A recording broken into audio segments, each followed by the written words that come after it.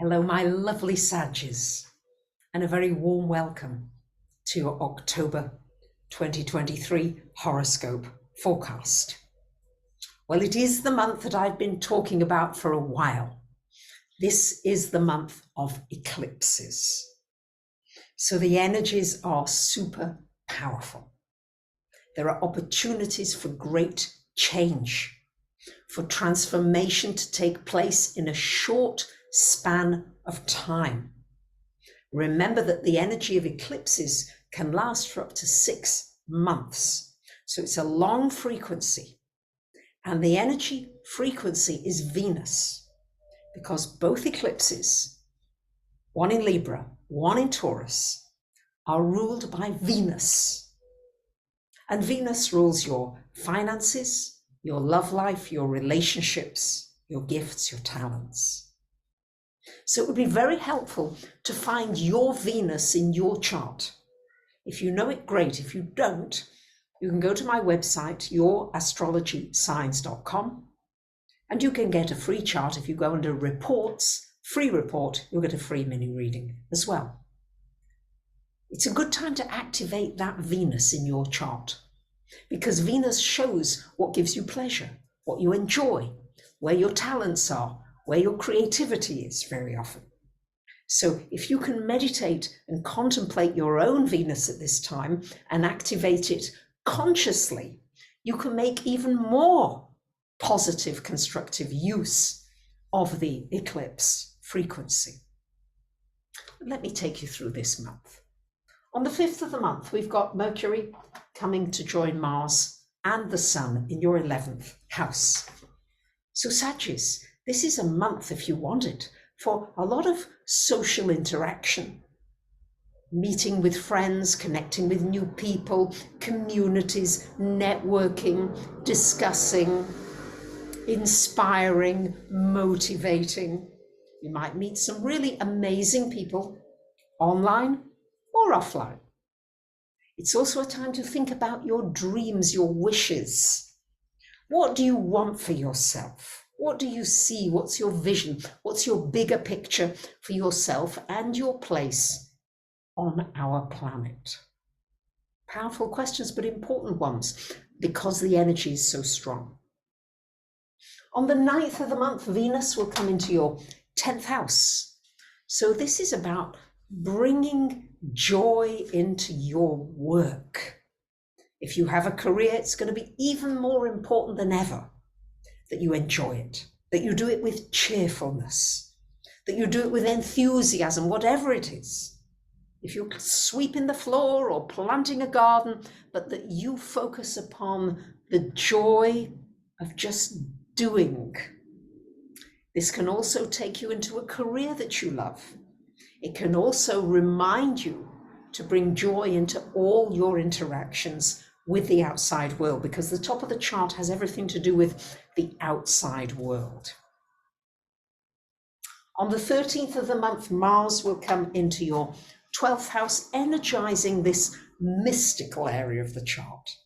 It's a wonderful time for silence, for solitude, for peacefulness, for just going inwards, maybe being in nature, being with animals, that kind of thing, very positive.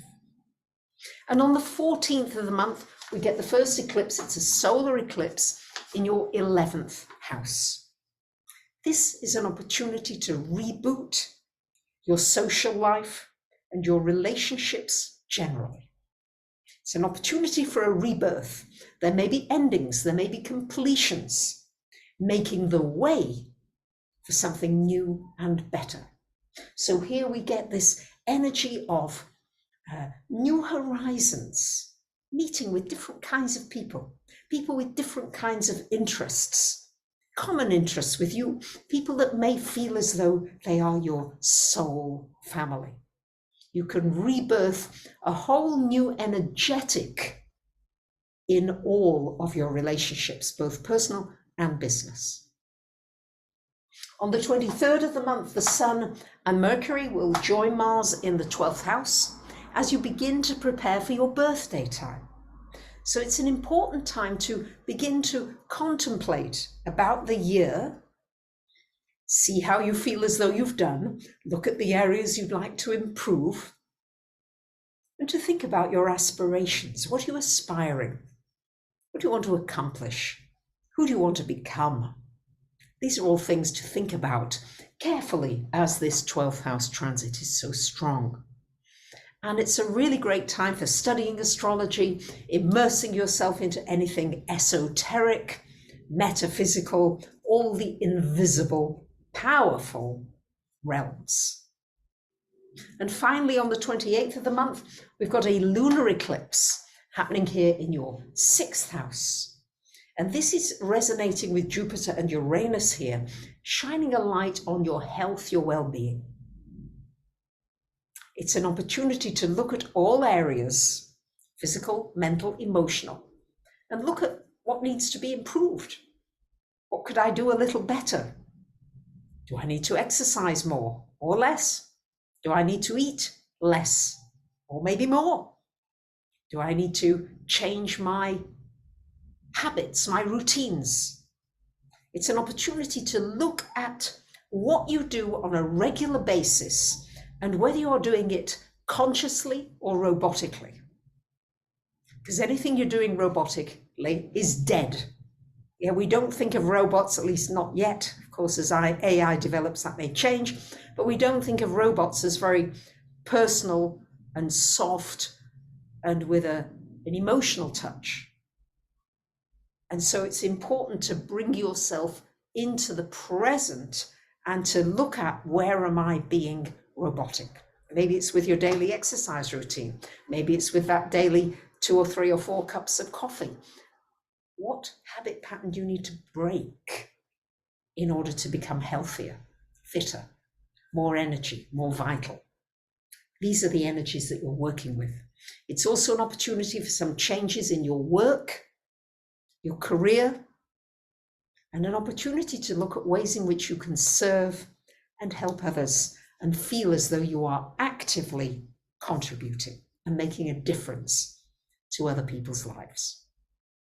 So there you have it, my lovely Saggies. I thank you for listening and for liking, commenting, sharing and subbing. Bye for now.